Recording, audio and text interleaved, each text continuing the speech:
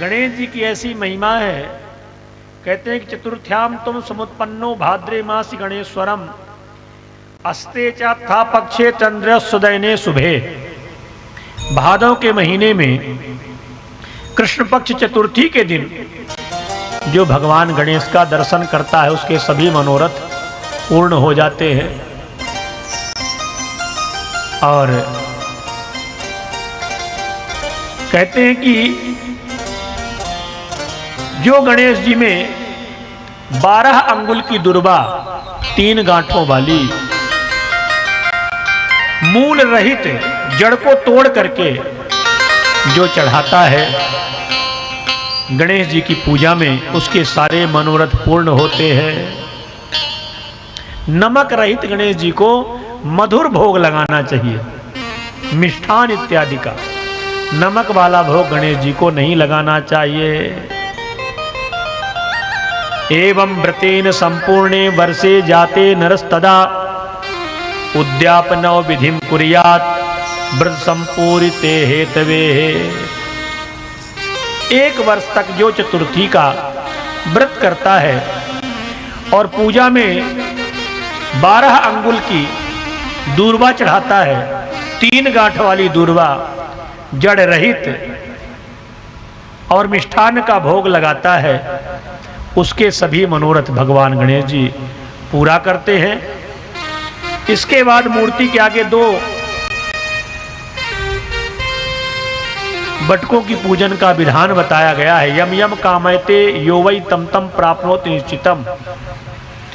गणेश भगवान के सामने मनुष्य जो जो कामनाएं करता है, गणेश जी की पूजा से निश्चित रूप से उसकी समस्त मनोकामनाएं पूर्ण होती हैं। ब्रह्मा जी महाराज इस प्रकार से गणेश जी के विषय में बताया है। स्वामी कार्तिकेय जी और गणेश जी के बाल लीला का वर्णन है और विवाह के विषय में दोनों का परस्पर विवाद होता है। जब दोनों पुत्र बड़े हुए, गणेश जी और कार्तिकेय जी, तो माता पिता की स्वाभाविक इच्छा होती है कि पुत्रों का विवाह हो। तो एक दिन शिवा और शिव माता पार्वती और भगवान भोलेनाथ प्रसन्न चित्त बैठे हुए थे, अपने दोनों पुत्रों को दुलार रहे थे। उसी समय देवर्षि नारद जी वहां पहुंच जाते हैं।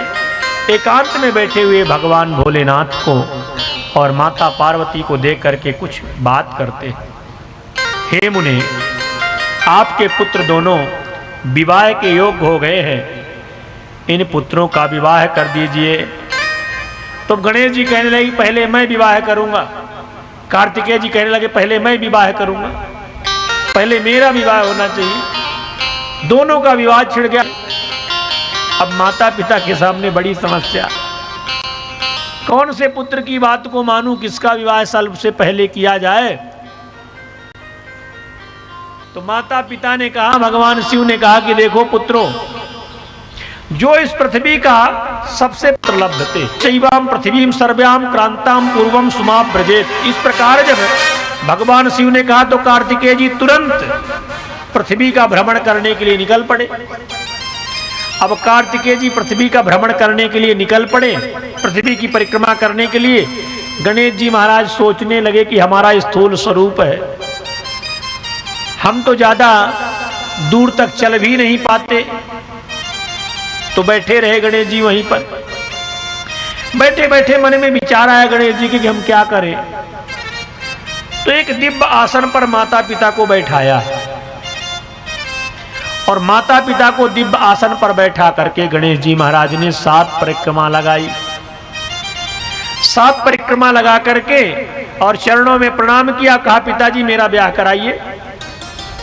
कहा पहले जाओ पृथ्वी की परिक्रमा लगाओ। कहा हमने कर तो लिया। माता से बड़ी पृथ्वी कौन हो सकती है। सबसे बड़ी पृथ्वी मां है, जिसने माता पिता की सेवा कर ली, माता पिता की परिक्रमा कर ली, उसने सारे संसार की परिक्रमा कर ली।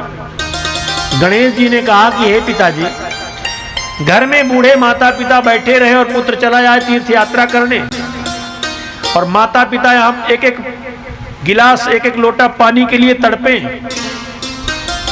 ऐसे तीर्थ करने से कोई प्रयोजन नहीं होता, कोई लाभ नहीं मिलता।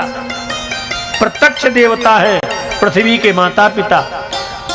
तो हमने माता पिता की परिक्रमा कर ली, मेरी परिक्रमा हो गई, और हमने एक बार नहीं 7 बार परिक्रमा किया है। गणेश जी की ज्ञानपूर्ण बातें सुनकर के भगवान शिव को समझ में आई बात, और भगवान शिव ने गणेश जी का विवाह कर दिया। गणेश जी का विवाह है सबसे पहले कर दिया पत्नी सिद्धि, रिद्धि सिद्धि से विवाह हो गया, पुत्र हो गए महाराज। क्षेम तथा बुद्धि से लाभ, सिद्धि से क्षेम पुत्र पैदा हुए और बुद्धि से लाभ पुत्र पैदा हुए।